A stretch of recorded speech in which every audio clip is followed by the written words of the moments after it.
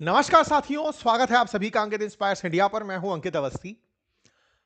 Iran के अंदर इस समय कुछ ऐसे हालात हैं जिन्हें देख करके मीडिया, विशेष रूप से वेस्टर्न मीडिया को ऐसा लगता है कि यहां पर चली आ रही अली खैमनेई की जो सरकार है उसे पलट दिया जाएगा। हालात इसलिए बहुत मायने रखते हैं क्योंकि ईरान में जनरली प्रोटेस्ट की तस्वीरें बाहर नहीं आ पाती। यह माना जाता है कि यहां पर जिस तरह से खेमनेई कंट्रोल करते हैं, वो कंट्रोल के चलते मीडिया से भी बाहर न्यूज निकल कर नहीं आ पाती। लेकिन फिलहाल के लिए ईरान में जिस तरह से आप लोगों को हुजूम में जाते हुए तस्वीरों में देख सकते हैं, रोड पर प्रोटेस्ट करती हुई जनता देख सकते हैं, प्रोटेस्टर्स के द्वारा यूनिवर्सिटीज, सरकारी प्रमाइसेस उन्हें तोड़ते हुए लोगों को देख सकते हैं। उससे सबसे बड़ा जो चर्चा निकल कर आती है वो ये कि ईरान में कुछ ऐसा हो रहा है जो शायद इजराइल करना चाहता था, अमेरिका करना चाहता था, कर नहीं पाया, लेकिन अब हो रहा है। ऐसा मैं क्यों बोल रहा हूं?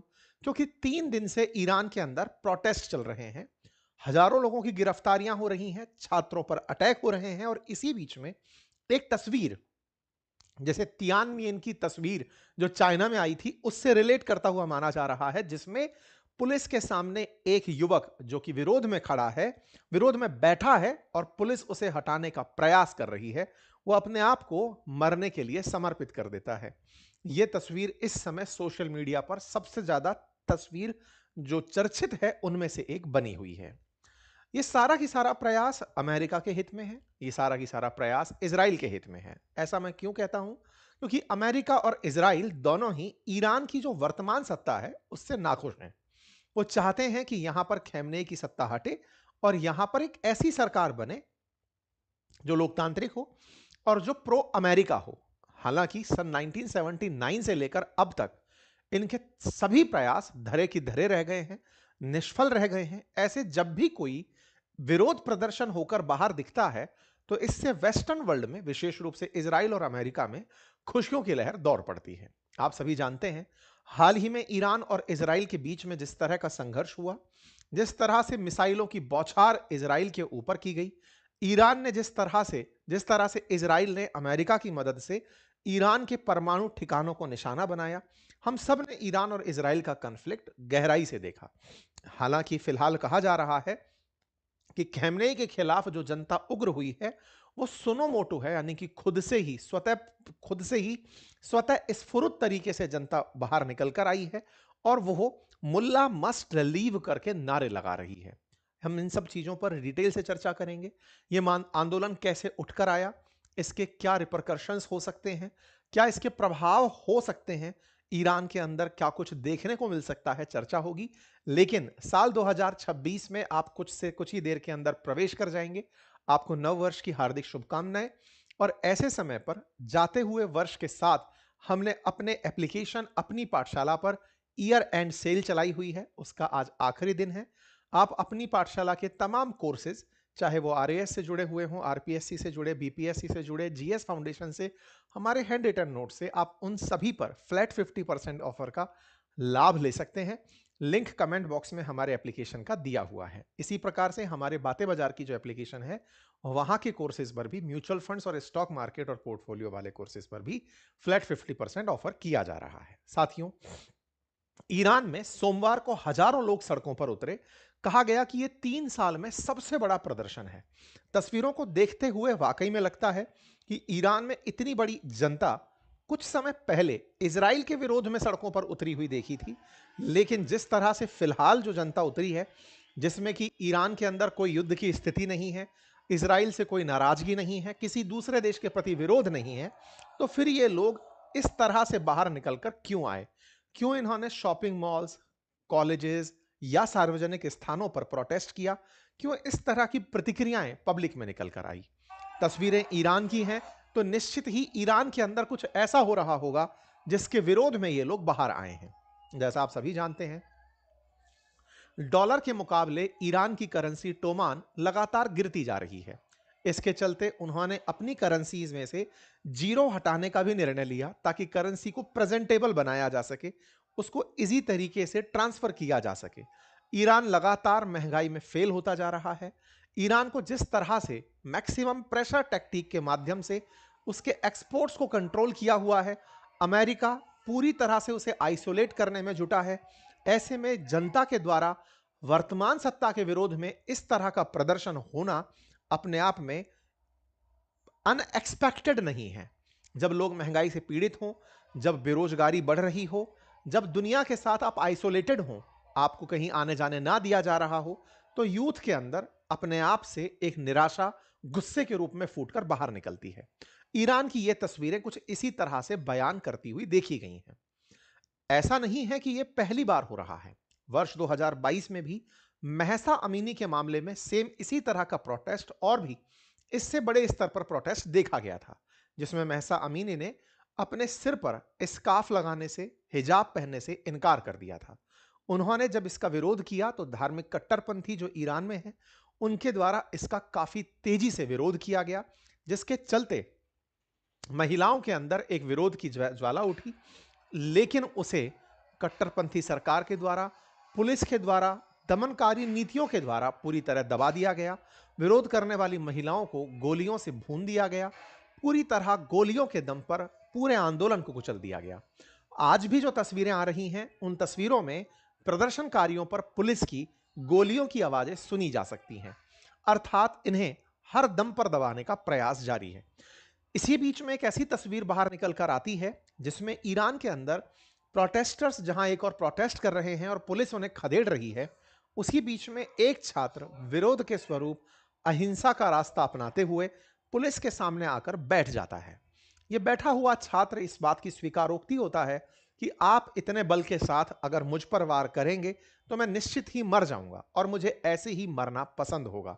यह तस्वीर फिलहाल सोशल मीडिया पर सबसे चर्चित तस्वीरों में से एक मानी गई। इस तस्वीर को चीन के तियानमेन की तस्वीर से देखा गया, जहां तियानमेन में सैकड़ों की संख्या में एकत्रित हुए चीन की सरकार के खिलाफ लोगों को टैंकर से कुचल दिया गया था। उन्हीं तस्वीरों में से एक तस्वीर जिसमें टैंकर के सामने खड़ा हुआ एक व्यक्ति चर्चा का विषय बना था, बिल्कुल वैसे ही इस तस्वीर को देखा जा रहा है। इसे तियानमेन स्क्वायर से ट्रीट किया जा रहा है। तेहरान का टैंक मैन इस व्यक्ति को नाम दिया जा रहा है। इस तरह की पिक्चर्स को करेज की पिक्चर नाम देकर के लोग प्रोटेस्ट को और बढ़ाई दे रहे हैं। जैसा कि आप सभी जानते हैं, ईरान में महंगाई और मुद्रा संकट भयंकर स्तर पर है। ऐसे में राजधानी तेहरान के सादी स्ट्रीट और ग्रैंड बाजार इलाकों में व्यापारी और दुकानदार प्रदर्शन कर रहे हैं। ईरान का जो रियाल करेंसी है वो न्यू रिकॉर्ड लो तक पहुंच गया है।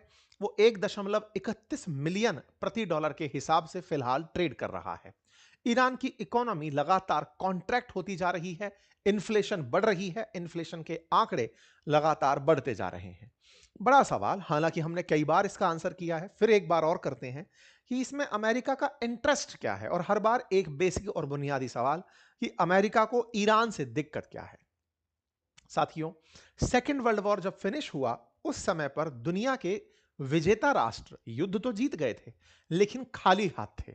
ब्रिटेन, फ्रांस, सोवियत रूस और अमेरिका ये विजेता राष्ट्रों में थे, लेकिन इनके पास खाते खाली थे। इनमें से अमेरिका एक सुपर पावर बनकर जरूर निकला था, लेकिन ब्रिटेन और फ्रांस युद्ध जीत करके भी कर्ज में थे। ब्रिटेन ने ही ईरान के अंदर तेल खोजा था और तेल की कंपनियों को तेजी से रन कर रहा था, लेकिन ब्रिटेन की पकड़ अपनी देश से कमजोर होने के चलते ईरान पर से भी उसकी पकड़ कमजोर होने लगी। उसकी कमजोर होती पकड़ को अमेरिका ने अपनी ताकत बनाया और अमेरिका ईरान में अपनी समर्थित सरकार बिठा दिया। पहलवी रजा की सरकार बनी और वो सरकार अमेरिका की इतनी हितैषी थी कि वो इजराइल के साथ बिल्कुल अमेरिका के दो बच्चे बन के रहा करती थी।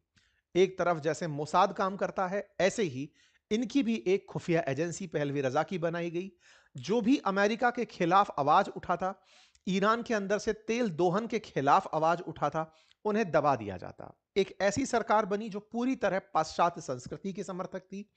अमेरिका के समर्थन से पहलवी रजा के नेतृत्व में ईरान में एक ऐसी सरकार थी जिस सरकार को अमेरिका जैसे चाहता अपने इशारों पर चला पाता था। लेकिन उस सरकार के खिलाफ भी लोगों का गुस्सा फूट पड़ा, गुस्सा फूटा और यहीं से खैमनेई पिक्चर में आते हैं। 1979 के अंदर 14 साल से फ्रांस के अंदर निर्वासन की जिंदगी जी रहे खैमनेई को कट्टरपंथियों द्वारा अपने देश में बुलाया जाता है। कहा जाता है कि रजा पहलवी की सरकार अब नहीं रहनी चाहिए, आप इन्हें हटाइए और सत्ता चलाइए। खैमनेई तब से सत्ता में है। 1979 से लेकर आज 2025 में लगातार 46 साल से खैमनेई सत्ता पर काबिज है। अमेरिका तब से निरंतर उन कट्टरपंथियों से, या फिर कहिए कि अपनी सरकार को वापस स्थापित करने के तमाम वो प्रयास कर रहा है, लेकिन ईरान पर विजय नहीं प्राप्त कर सका है। तमाम प्रकार के सैंक्शंस लगे, इनके तेल को खरीदने पर रोक लगी, इन पर कई प्रकार के एम्बार्गो लगे, इनके न्यूक्लियर प्रोग्राम को रोकने के प्रयास हुए, इनका तेल बाजार में ना बिके, इन्हें आइसोलेट कर दिया जाए, मैक्सिमम प्रेशर टेक्निक अपनाई गई, और जो इजराइल कभी ईरान का मित्र हुआ करता था, उस इजराइल को इनके खिलाफ कर दिया गया। हालात ये थे कि ईरान की भड़की हुई जनता ने अमेरिकी दूतावास को ही घेर लिया कि रजा पहलवी जो आपके यहां भागकर चले गए हैं, उन्हें हमें पकड़ाइए, हम उन्हें मारना चाहते हैं। अमेरिका ने रजा पहलवी और उनके परिवार की हिफाजत की। आज भी उनके बेटे अमेरिका में हैं, निर्वासित जिंदगी जी रहे हैं। लेकिन एक और ईरान में तब से लेकर अब तक अमेरिका विरोधी सरकार चली आ रही है। हाल ही के समय पर निकली हुई इन तमाम तस्वीरों को अमेरिका समर्थित माना जाता है। कहा जाता है कि अब वो समय आ गया है जब लोग ऊब गए हैं उन लोगों से जो अमेरिका का विरोध किया करते थे। अमेरिका इसीलिए इन आंदोलनों को बढ़ा चढ़ाकर दिखाता है। अमेरिका के द्वारा इन बातों को इस तरह से प्रेजेंट किया जाता है कि ईरान चूंकि अब खड़ा नहीं हो पा रहा है, तो अमेरिका की उसे आवश्यकता है। अमेरिका ने हूतियों पर स्ट्राइक के बहाने ईरान को टारगेट किया, ईरान इजराइल के बहाने ईरान को टारगेट किया। नेतन्याहू लगातार ईरान के खिलाफ कोई ना कोई योजना अमेरिका के साथ मिलकर बना ही रहे हैं। पिछली बार जब गए थे, वहां से लौटते ही इन्होंने ईरान पर हमले करवाए थे। अभी भी ये अमेरिका हैं, और उनके दौरे के दौरान ईरान में इस तरह का विरोध होना लगता है कि यह प्रमोटेड है। इस तरह की प्रतिक्रिया ईरान में है। ईरान में उभरी हुई जनता को देख करके ईरान में एक मैसेज सर्कुलेट होता है, और वो ये कि लोग चाहते हैं कि वापस से लास्ट जो पहलवी हैं वो वापस आए, पहलवी का रिटर्न हो। ये कौन है? तो मैं आपको बता दूं कि तानाशाह की मौत का नारा लगाते हुए ये लोग अब अपने पुराने राजा के बेटे रजा पहलवी को वापस चाहते हैं।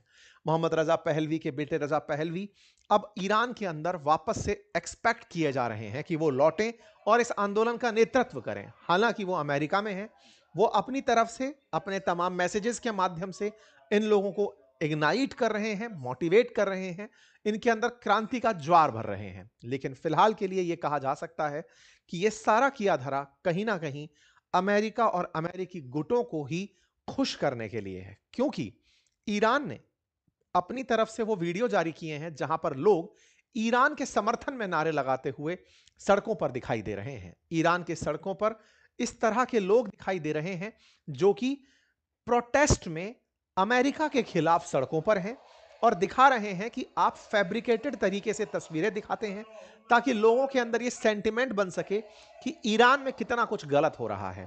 आप लोगों ने हमें आइसोलेट करने का प्रयास किया है, हम आइसोलेट होने वाले नहीं हैं। लोग ईरान की सरकार के साथ हैं, बड़ी संख्या में समर्थन में लोग सड़कों पर उतरे हुए हैं और वो अमेरिका को कामयाब नहीं होने देंगे।